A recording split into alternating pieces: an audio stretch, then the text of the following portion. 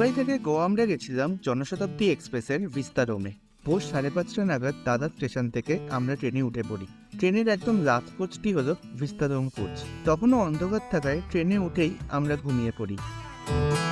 এরপর সকাল 9টার দিকে চোখ খুলতেই বিশাল উইন্ডো থেকে একের পর এক দারুণ ভিউ দেখতে পেলাম। বিস্তারম কোচে প্রত্যেকটা সিটকেই 180 ডিগ্রি রোটেট করা যায়। এরপর আমরা যাই কোচের একদম পেছন দিকে, যেখানে আছে একটা বিশাল গ্লাস উইন্ডো। এখান থেকে ভিউ দেখে আর গল্প করতে করতে আমাদের অনেকটা সময় কেটে যায়।